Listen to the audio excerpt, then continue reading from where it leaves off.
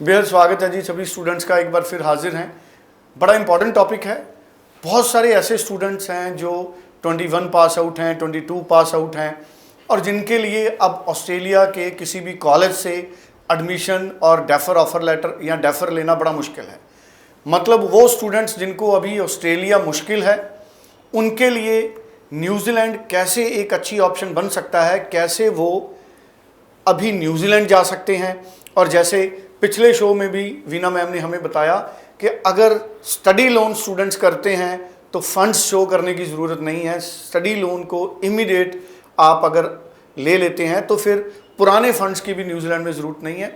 New Zealand अपने आप में कितनी अच्छी डेस्टिनेशन है, और क्या न्यूजीलैंड में स्टडी कंप्लीट करने के बाद भी स्टूडेंट के लिए ऑस्ट्रेलिया की कोई ऑप्शन है? अगर स्टूडेंट 1 साल या 2 साल का कोई कोर्स न्यूजीलैंड में करे तो क्या उसके बाद भी ऑस्ट्रेलिया के लिए ऑप्शंस खुलते हैं? ये उन स्टूडेंट्स के लिए आज खास शो है। आपका बहुत स्वागत है। वीना गोयल मैम हमारे साथ मौजूद हैं जो navigator overseas solutions private limited को रिप्रेजेंट करते हैं। 26 साल का एक्सपीरियंस है ऑस्ट्रेलिया का और न्यूजीलैंड का। मैम आपका स्वागत है।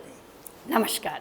Thank you so much. Ma'am 21 pass out या 22 पास आउट जो स्टूडेंट्स हैं जिनका ऑस्ट्रेलिया नहीं हो रहा, ऑफर लेटर नहीं मिल रहा, बहुत सारे स्टूडेंट्स हैं जिनके पास फंड्स नहीं है या जीटी उनकी क्लियर नहीं हुई, क्या न्यूजीलैंड उनके लिए अच्छा ऑप्शन हो सकता है? और न्यूजीलैंड के कोई छोटे कोर्सेज भी हैं 1 साल 1.5 साल जिसके बाद वो ऑस्ट्रेलिया के लिए अपनी ऑप्शन बना सकें? Thank you so much for inviting me in this platform.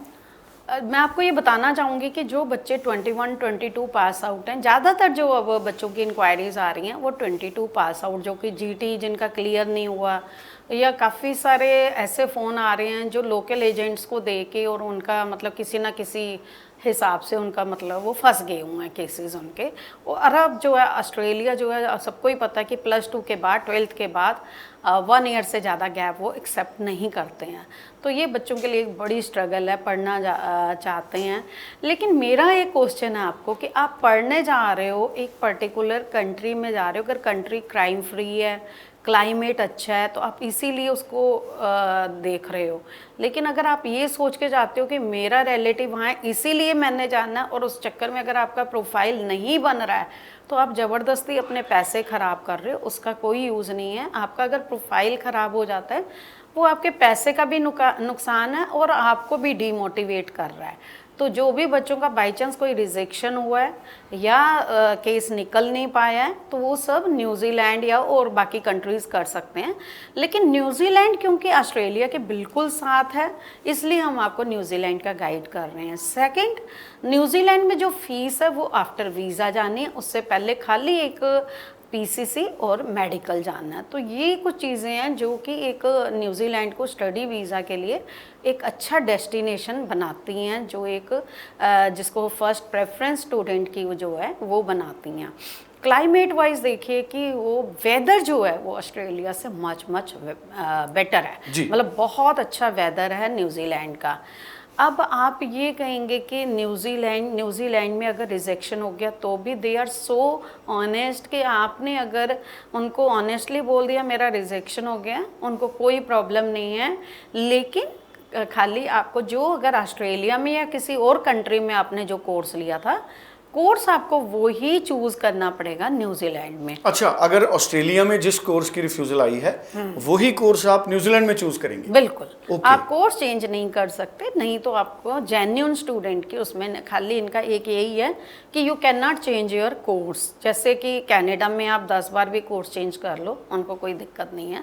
लेकिन न्यूजीलैंड में आप कोर्स चेंज नहीं कर सकते, सेम कोर्स में आप जाओगे। सेकंड क्या है कि आपकी आईटीआर जो हम प्रेफर करते हैं 10 लाख एंड अबव हो, जैसे पेरेंट्स की 5 लाख की एटलीस्ट जो होती हैं वो टैक्स फ्री होती हैं और ज़्यादातर पेरेंट्स वही करते हैं। तो उस कैटेगरी में इनके इनकम टैक्स रिटर्न्स हों और जो फंडिंग है वो 6 मंथ ओल्ड हो। कुछ सेविंग होती हैं और फैमिली में कुछ बैंक लोन होता है, वही एक जेन्यून आपको इसके लिए बनाता है स्टूडेंट वीज़ा के लिए, कि अगर कोई भी बच्चे के पेरेंट्स के इनकम टैक्स रिटर्न है और कुछ उनका जो है कुछ फंड्स हैं, फैमिली की सेविंग है, कुछ उनका बैंक लोन है। अब जैसे कल जम्मू से एक इंक्वायरी आई थी, 10 लाख की सेविंग थी और 15 लाख की, बाकी बैंक लोन करा रहे हैं। 30 to 35 लाख या sometime you need 27-28 lakh depend on the course. कि कोर्स की जो एक आम तौर पे जो फीस है वो $25,000 to $30,000 मिनिमम फ़ीस होती है। तो आप अगर 2 ईयर का कोर्स ले रहे हैं तो आपको फर्स्ट ईयर के लिविंग एक्सपेंसेस और आपको फ़ीस दिखानी होती है। सेकंड ईयर के आपकी अगर इनकम टैक्स रिटर्न अच्छी है फिर फंडिंग की ज़रूरत नहीं है, अदरवाइज़ दे कैन आस्क कि आप सेकंड ईयर की फ़ीस कैसे करोगे। तो ये कुछ चीज़ें आपको ध्यान में रखनी है। आइल्स जो है 5.5 वाले बच्चे भी अप्लाई कर सकते हैं, 6 बैंड एंड अबव तो अच्छा प्रोफाइल हो ही जाता है। अब आपने जो कहा मिनिमम कोर्सेज, कम ड्यूरेशन के courses, 1 year 2 year and 3 year, ये +2 वाले स्टूडेंट्स के लिए हम बात कर रहे हैं। फर्स्ट 1 ईयर का सर्टिफिकेट होता है, 2 ईयर का डिप्लोमा होता है और 3 ईयर की बैचलर या एडवांस डिप्लोमा। तो ज़्यादातर बच्चे बैचलर लेते हैं, रीज़न बीइंग कि 3 ईयर का पोस्ट स्टडी वर्क परमिट मिलता है उनको, एक लंबा पोस्ट स्टडी वर्क परमिट मिल जाता है। और जो ग्रीन लिस्ट है उसको भी थोड़ा ध्यान रखते हैं बच्चे, क्योंकि कितने सारे हमने जो आपको बेनिफिट बताए हैं न्यूजीलैंड के, तो उसमें एक ये भी बेनिफिट है कि जो भी अगर आप वहाँ पे ये कहते हो कि मेरे को वहाँ पे सेटल होना है, तो वो कहते हैं we are more than happy कि आपको हमारी कंट्री में अगर काम मिलता है और अगर आप एलिजिबल हैं PR के, तो आप यहाँ पे रुक सकते हैं। जैसे बाकी कंट्रीज़ में आप कहते हो हमें वापस आना है, आप आ रहे हो नहीं आ रहे हो ये हमें नहीं मालूम, लेकिन आप SOP में ये बात लिखते हो, तो हम वैसे कहते हैं हाँ जी आप वापस जा रहे हो। लेकिन New Zealand high commission, very honest high commission, वो कहते हैं they are more than happy कि आप डिक्लेयर कर रहे हो कि मेरे को वहाँ अगर काम मिल गया तो आई कैन सेटल देयर। तो ये देखो आपको, और साथ में ऑस्ट्रेलिया के बिल्कुल साथ है। अब अगर आपने बैचलर वहाँ पे कर ली और आपकी इच्छा है कि मेरे को ऑस्ट्रेलिया जाना है, मैं मास्टर वहाँ से कर लूँ, यहाँ आपने 2 ईयर का डिप्लोमा कर ली या 2 साल के आप क्रेडिट लेके 3rd ईयर टॉपअप प्रोग्राम में ऑस्ट्रेलिया जा सकते हो। फिर बिल्कुल साथ में कंट्रीज़ हैं, इनके बहुत सारे बेनिफिट होते हैं। आपको पोस्ट स्टडी वर्क परमिट मिल गया, आपको रेजिडेंसी मिल गई अगर न्यूजीलैंड की, तो आप उसमें ही आप इवन ऑस्ट्रेलिया में काम मिलता है तो आप वहाँ भी जा सकते हो। पीछे तो जितने न्यूजीलैंडर्स थे उन सबको ऑस्ट्रेलिया ने अपने यहाँ रेजिडेंसी भी दे दी थी। जी मैम, अगर सर्टिफिकेट कोई स्टूडेंट करता है 1 साल का, सर्टिफिकेट कोर्स के बाद भी पॉसिबिलिटी है कि ऑस्ट्रेलिया में एजुकेशन स्टूडेंट ले ले? आपको क्रेडिट लेने होते हैं, क्योंकि आपने अगर 1 ईयर का कर लिया तो आप किसी भी यूनिवर्सिटी में वहाँ से जो है अपने ट्रांसक्रिप्ट्स भेजोगे। ट्रांसक्रिप्ट्स मीन्स कि जो मार्कशीट्स वगैरह इनको मिली हैं, अब मान लीजिए किसी भी कोर्स में फर्स्ट ईयर में 8 सब्जेक्ट हैं, तो अगर वो 8 के 8 उस यूनिवर्सिटी के साथ मैच कर रहे हैं, लाइक बैचलर ऑफ बिजनेस, और बच्चे ने जो है फर्स्ट ईयर जो सर्टिफिकेट बिजनेस का किया, तो वो 8 सब्जेक्ट अगर सेम पढ़े हैं तो वो इसको बच्चे को सेकेंड ईयर में एडमिशन दे देते हैं। और अगर मान लीजिए इसने 2 साल का किया और उन 2 साल में इसके मैं मान के चलती हूँ कि 16 सब्जेक्ट हैं, तो 16 में अगर 14 भी इसके मैच कर रहे हैं तो 2 सब्जेक्ट एडिशनल पढ़ के 3rd ईयर में जा सकते हैं। तो इनका ये हर कंट्री का यही रहता है, टॉपअप प्रोग्राम्स रहते हैं जिसमें कि क्रेडिट मिल जाता है। लेकिन ऑस्ट्रेलिया में जाके अगर पोस्ट स्टडी वर्क परमिट लेना है तो वहाँ 2 इयर्स की स्टडी जरूरी है। और सेकंड मैंने आपको बताया, अभी ये बैचलर की बात कर रहे थे, मास्टर्स के लिए तो इनके जो न्यूजीलैंड के कुछ मास्टर्स के प्रोग्राम हैं वो 1.5 ईयर्स के भी हैं कि 1.5 साल आप मास्टर्स करके 3 ईयर का पोस्ट स्टडी वर्क परमिट ले सकते हैं, फैमिली को साथ लेके जा सकते हैं। मतलब हमने ये देखा कि कितने सारे प्लस पॉइंट्स हैं। फैमिली को आप साथ लेके जा सकते हो, आप फीस वीज़ा के बाद दे रहे हो, आप ऑनेस्टली उनको बोल रहे हो अगर मेरे को काम मिल गया तो मैं वहाँ रह सकता हूँ।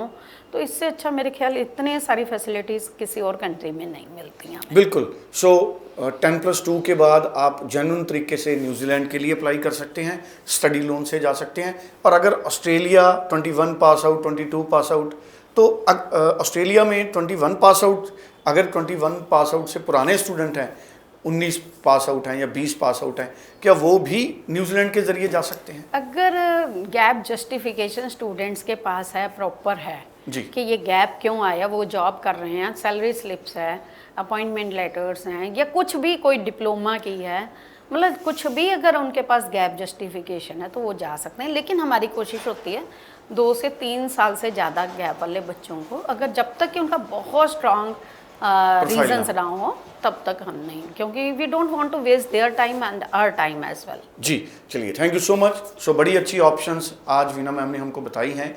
अगर ऑस्ट्रेलिया नहीं हो रहा तो न्यूजीलैंड कैसे आपके लिए एक जेन्युइन एक वे है वहाँ जाके पढ़ने का, सेटल होने का भी। और अगर आप ऑस्ट्रेलिया में फर्दर स्टडीज़ के लिए जाना चाहते हो, एक तरीके से न्यूजीलैंड को भी हम ऑस्ट्रेलिया का बड़ा जेन्युइन पाथवे मान के उसको सोच सकते हैं। तो स्क्रीन पे नंबर है, आप किसी भी हिस्से में हैं देश के, आप फ़ोन कर सकते हैं।